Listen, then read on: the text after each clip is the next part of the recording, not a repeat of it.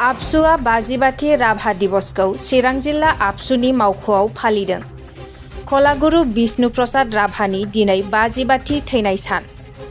बे थैनाय सानजोंनो लोब्बा लाखिनानै दिनै आबसु आरो चिरां जिल्ला आबसुआ 52थि राभा दिवसखौ चिरां जिल्ला आबसुनि मावख'आव फालिनाय जायो। दिनैनि राभा दिवसखौ लोब्बा लाखिनानैनो दुलाराय बर' फरायसा आफादा आसामाव थानाय गुबुन गुबुन हारिनि बायदि बायदि समाजारि आफादनि दैदेनगिरिफोरखौ लानानै मोनसे सावरायमेलबो लानाय जायो।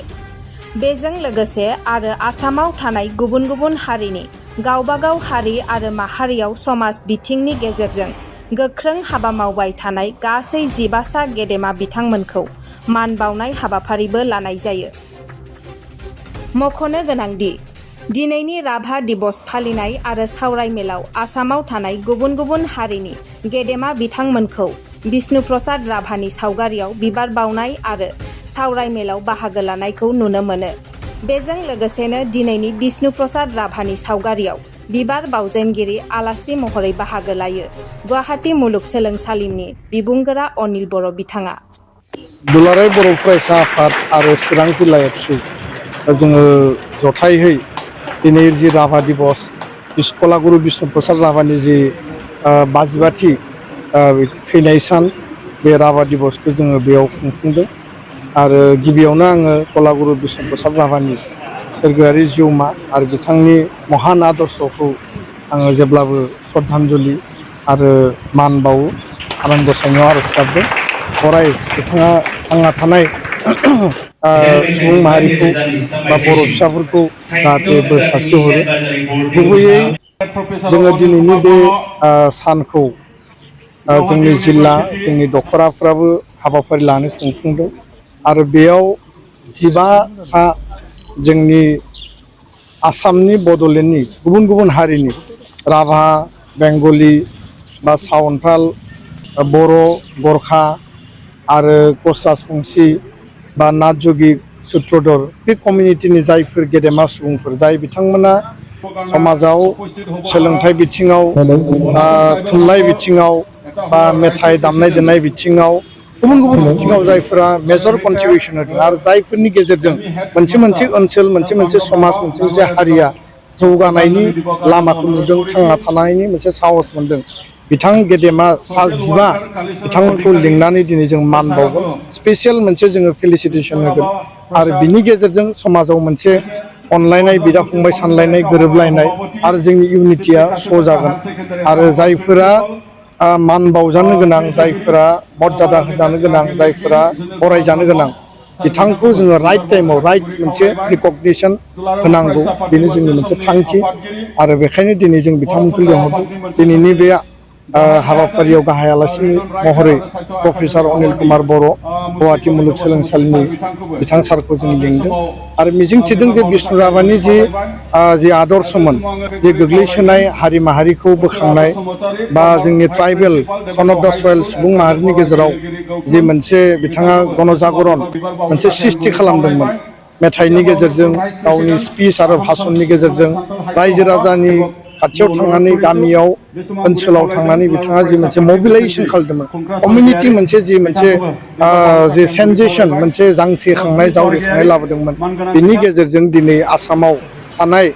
इन्डिजिनियास ट्राइबेल आरो गुबुन गुबुन माहारिफ्रा थांना थानो थाखाय साहस मोनदों आरो बिष्णु राभानि जे महान आदर्शखौ लानानै एबसुआ खामानि मावलांगोन। आरो बिष्णु राभानि जिखिनि मेथाइ, बिथांनि जि मोनसे बाथ्राफोर दंमोन, बेफोरखौ लानानै जोङो हाबा मावलांबा इयुन जोलैया निस्सय फैबाय थानाय समाव जोंनि हारिखौ, जोंनि समाजखौ जौगाहोनायाव जोङो मजबुत मोनसे जाफुंसारनाय मोनगोन होननानै जोंहा गोसोआव गोथौयै फोथायनाय दङ। बिटिसि एसेमब्लिया साननैनि बाजेट आरो सुस्रांबाय दा इडुकेसननि मेटाराव मोनसे बांसिन बाजेट मोनबाय। दा फरायसा आफाद जानानै इडुकेसननि जिखिनि बिटिआरनि हालामनि थारैनो सोलोंथाइया मोनसे हारि, समाज आरो देशनि सिनस्रि। सोलोंथाइखौ बाद होनानै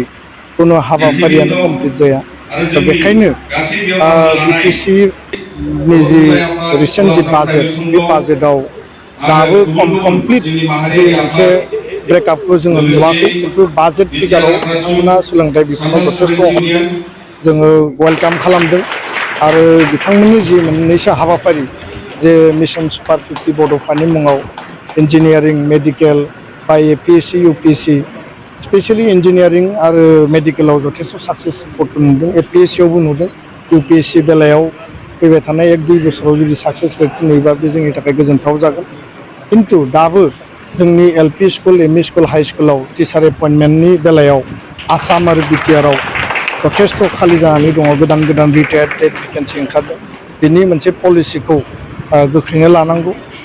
भेरिफिकेशना जाबाय थादों टेटनि थाखाय जों बयबो मिथिगौ सरकाराबो बुंबाय थादों खिन्थु गोख्रैनो एपइन्टमेन्ट होनायनि गेजेरजों जोंनि इनफ्रास्ट्राक्चार डेभेलपमेन्ट एकाडेमिक एनभायरनमेन्टखौ मजबुत खालामनांगौ आरो क्वालिटि इमप्रुभमेन्टनि थाखाय गासै बिथिङाव खामानि मावनांगौ होननानै दुलाराय बर' फरायसा आफादनिफ्राय दाबि दैखांदों आरो गोबां जेंना दङ मैया डक्टर रनज पेगु बिथाङा जोंखौ रायज्लायनो लिंदोंमोन खिन्थु बिथाङा जि टाइमखौ होदोंमोन केबिनेट आसाम केबिनेट थानायनि थाखाय खननै खनथाम टाइम पस्टपन खालामदों आरो जोङो बुंनानै फैदों जे बेबायदि खुनु दिग गैयै माने स्पेसिफिक माने टाइम गैयै जि मिटिंखौ जों एटेन्ड खालाया जों बेखायनो बर्जन खालामदों आरो इमिडियेट बिथांमोना डेट होफिनगोन होनना बुंदों नायनि बिथांमोना मा एसुरेन्सि गोबां जेंना दं 6.3 स्कुल प्रभिन्सियेलाइजेसननि जोंहा इस्यु थाबाय हायार सेकेन्डारि सेकेन्ड इयार दा बेयाव गोबां खामानि दङ टेक्स्ट बुकनि खामानि दङ माने गोबां जायगायाव दाबो टेक्स्ट बुकआ मोनाखै सोलोंथाइनि गोबां जेंना दङ बे जेंनाखौ सुस्रांनांगोन आरो बिनि थाखाय काउन्सिल एन्ड स्टेट मोन्नैबो जयेन्टलि खामानि मावनांगोन